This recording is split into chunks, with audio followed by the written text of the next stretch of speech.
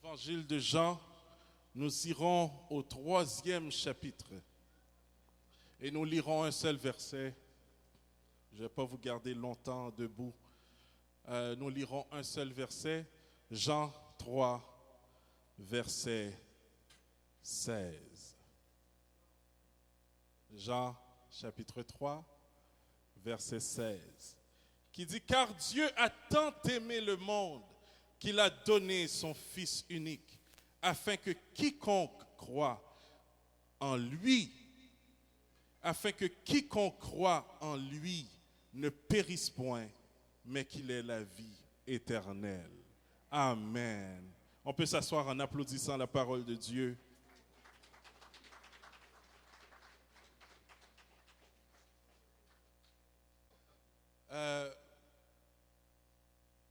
Un verset tellement populaire. Le verset le plus populaire. Et ce matin, j'aimerais partager sur ce verset que nous connaissons si bien. Et le titre de mon partage ce matin, c'est « Un cadeau qui vient du cœur ». Un cadeau qui vient du cœur. Cette parole que Jésus dit à Nicodème est exactement ça. Il dit, car Dieu a tant aimé le monde. Il a tant aimé le monde qu'il a donné son Fils. Je crois que j'ai un peu d'écho dans ma voix, juste le mettre.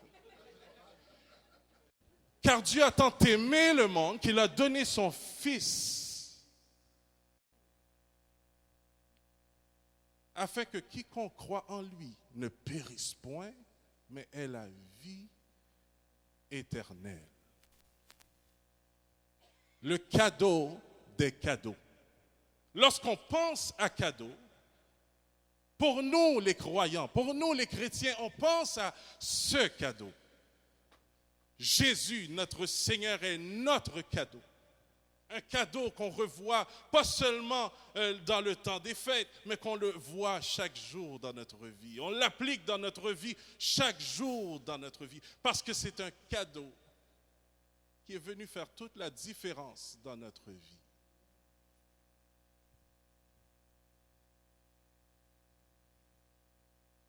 Ce verset n'est pas populaire juste comme ça. Ce verset est populaire parce qu'il révèle que nous sommes connus de Dieu, qu'il a son œil sur nous, qu'il nous voit, qu'il nous aime. Et par son amour, il l'a manifesté pour notre salut. Jésus est venu pour notre salut. Et ce verset réside également une espérance sans pareille. La vie éternelle.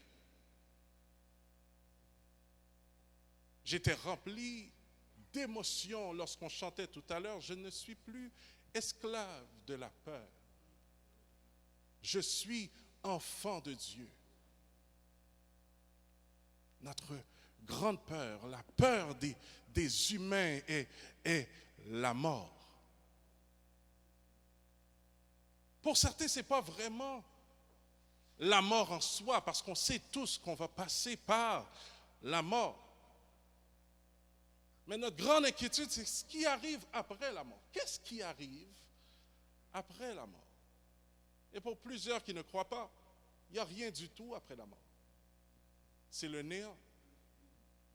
On a peur d'être effacé. On a peur de vivre tout ce qu'on vit et ensuite, boum, on n'est plus. Mais ce verset nous rappelle, amen. Ce verset nous rappelle qu'après la mort, il y a la vie.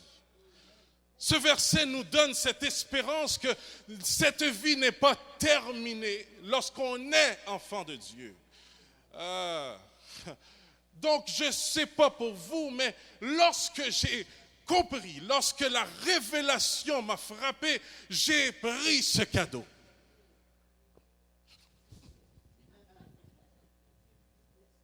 J'ai accepté le cadeau. Je n'ai pas pu rejeter le cadeau. Je n'ai pas pu prendre le cadeau et le mettre sur une étagère pour prendre de la poussière. J'ai pris le cadeau. Et le cadeau m'a fait du bien. Le cadeau m'a donné une identité. Le cadeau m'a donné une fierté. Le cadeau m'a donné une raison d'être. Une raison de tenir ma tête haute. Une raison, alléluia, le cadeau m'a donné la joie, le cadeau m'a donné la paix, le cadeau a fait une différence extraordinaire dans ma vie. Pierre dit, dans 1 Pierre chapitre 2 verset 3, il dit, je vais juste lire le verset 2 et le verset 3, il dit, désirez comme des enfants nouveau-nés le lait spirituel et pur, afin que par lui vous croissiez pour le salut. Il dit, si vous avez goûté que le Seigneur est bon, approchez-vous de lui, pierre vivante, rejetée des hommes, mais choisie et précieuse devant Dieu. Je l'ai choisi, je l'ai pris, je l'ai accepté. Je ne l'ai pas rejeté. J'ai senti, j'ai goûté qu'il est bon. Je me suis approché davantage.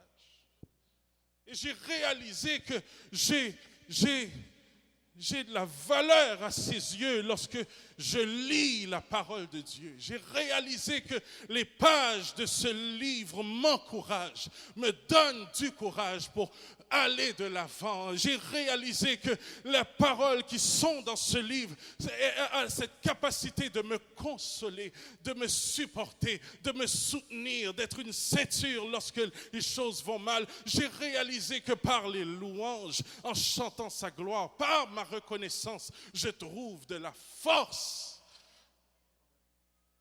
Je suis renouvelé, je suis restauré. J'ai réalisé que ce cadeau est tellement précieux pour moi.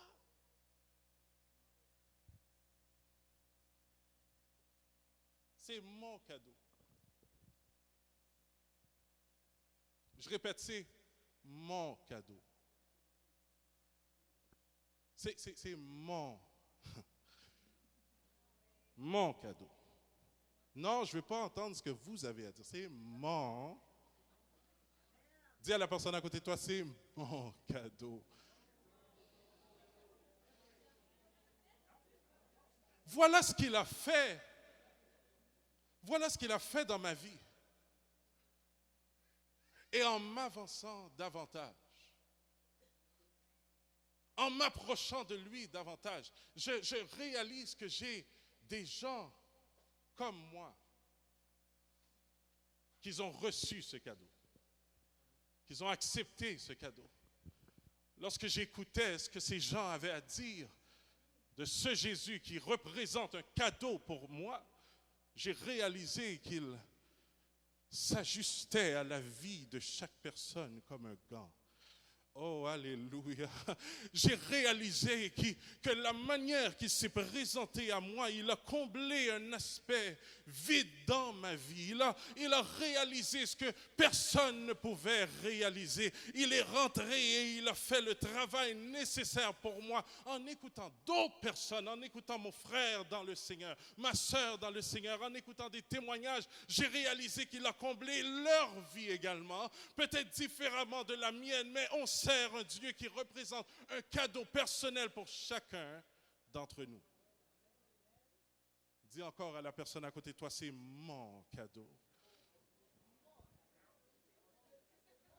Maintenant, si Jésus représente un cadeau pour toi, j'aimerais que tu puisses crier avec toutes tes forces, alléluia. Tu dois l'affirmer. Tu dois le confesser. C'est merci Seigneur pour ce cadeau. Merci Seigneur d'avoir changé ma vie. Merci Seigneur d'être venu et d'avoir représenté ce qui manquait dans ma vie. Pour plusieurs, Jésus est un cavalier. Il t'accompagne lorsque personne n'est avec toi. Lorsque tu te sens délaissé, c'est lui qui t'accompagne. Pour plusieurs d'entre nous, Jésus est un garde du corps. Alléluia, il te protège. Personne ne peut te faire aucun mal parce qu'il te protège. Il marche devant toi. Faites de la place, mon fils, ma fille, passe derrière moi. Pour plusieurs d'entre nous, c'est un garde du corps. Pour plusieurs d'entre nous, c'est un avocat. Lorsque personne ne veut plaider ta cause, lorsque tu ne trouves pas d'avocat, il est ton avocat. Il est celui qui a une parole pour fermer la bouche de ceux qui t'accusent. Il est ton... Hey, hey, hey, hey. Est-ce que quelqu'un peut crier Alléluia?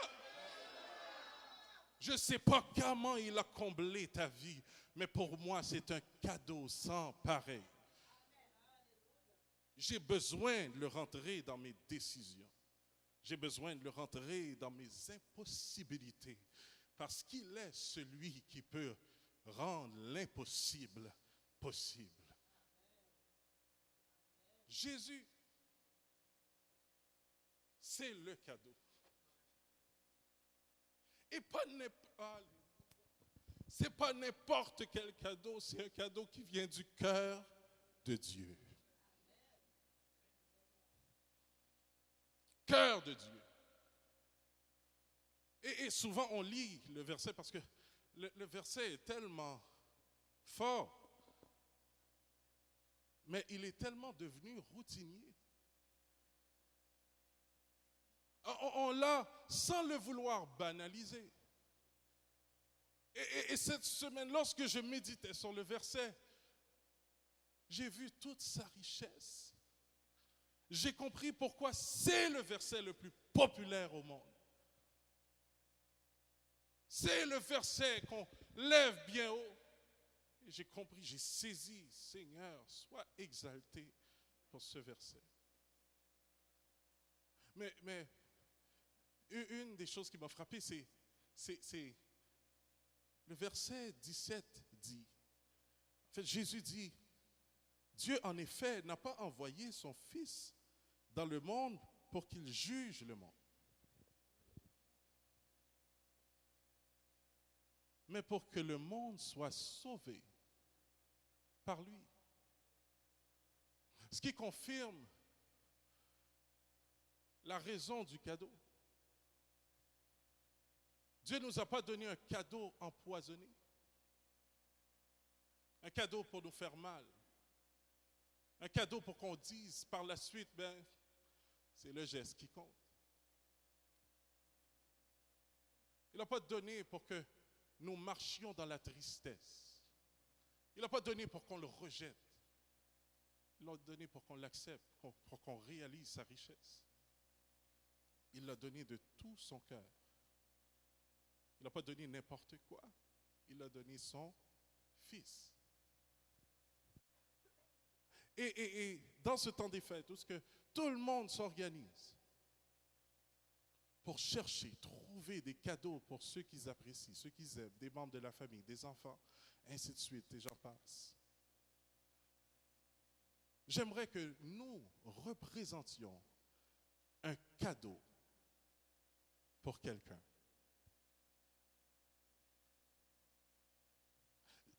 J'aimerais que par ce que Dieu a mis en nous, que nous représentions un cadeau pour quelqu'un. Quelque part, on doit comprendre que nous sommes comme des étoiles pour guider ceux qui ne connaissent pas le Seigneur jusqu'à Jésus. Mais la personne te fait juste te dire « Allô » et dit « Ah tiens Jésus ». La personne vient tout juste de commencer une conversation avec toi et « Tiens Jésus, moi je suis chrétien ». Ah, ok, bye. On doit être ce guide pour amener la personne jusqu'à Jésus. Ça, c'est un cadeau qui n'a pas de prix. Tu ne peux pas le trouver chez Walmart. Tu ne peux pas le trouver aux Jean Coutu. Appelle une personne qui est seule. Tu sais qu'elle est seule et toi, tu fais une grande fête à la maison. tu as invité, tu as une liste d'invitations de tous les membres de la famille. Invite quelqu'un de plus. Pour cette personne, c'est un cadeau. Elle n'a pas besoin d'or ni d'argent. Ton invitation est un cadeau. Invite quelqu'un au restaurant. Paye-lui son repas et communique avec, ris avec la personne. C'est un cadeau. Aime quelqu'un davantage, c'est un cadeau. Pardonne quelqu'un, c'est un cadeau. J'aimerais qu'on puisse être des cadeaux qui viennent du cœur de Dieu. Ah!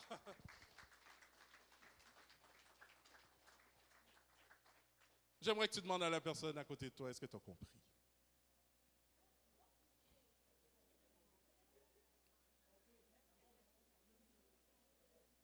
C'est le temps pour que l'Église représente ce qu'il est. C'est le temps pour que le monde ne puisse pas voir l'Église comme des personnes qui se réunissent, qui sont des fanatiques, des religieux, mais des personnes qui ont un cœur.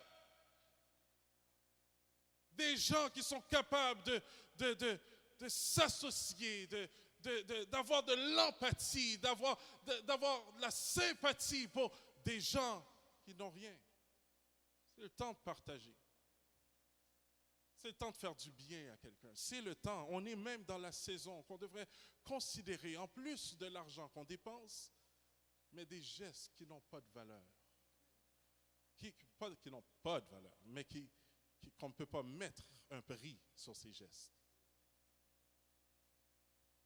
Est-ce qu'il y a quelqu'un qui aimerait faire ça? Fais un appel de plus. Appelle quelqu'un qui a besoin d'entendre ta voix, qui a besoin de ton encouragement. Appelle quelqu'un qui a besoin d'une prière, qui a besoin de ressentir qu'il y a quelqu'un qui se soucie de lui. Tu es une bénédiction.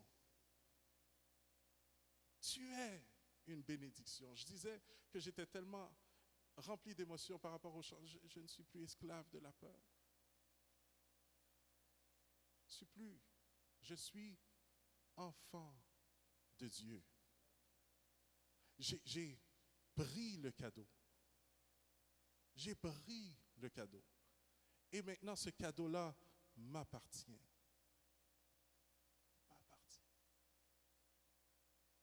Est-ce que tu possèdes ce cadeau? Est-ce que tu possèdes ce cadeau? J'aimerais juste voir la main de ceux qui possèdent ce cadeau.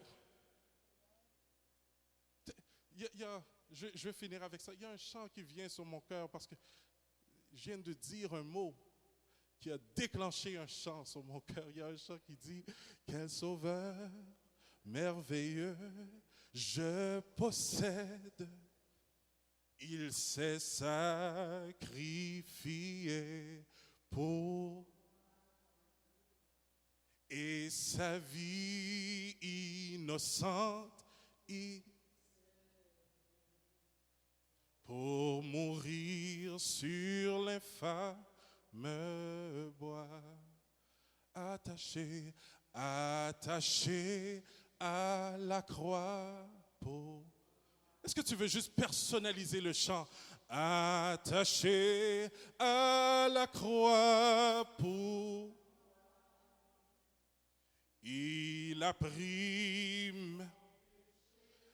il m'a délivré, attaché à... Est-ce que quelqu'un croit ça ce matin? C'est un sauveur que tu possèdes. Il est pour toi. Et s'il n'y a pas eu de cadeau encore qui te réjouit, si tu n'as rien reçu encore et t'attends le 25 pour recevoir ton cadeau, sache qu'il y a un cadeau qui devrait déjà commencer à faire ta joie et qu'on a reçu avec joie, qui est Jésus. Jésus-Christ. Il est avec moi chaque jour. Il représente ma joie, il représente ma paix. Est-ce qu'il y a quelqu'un qui peut témoigner ça?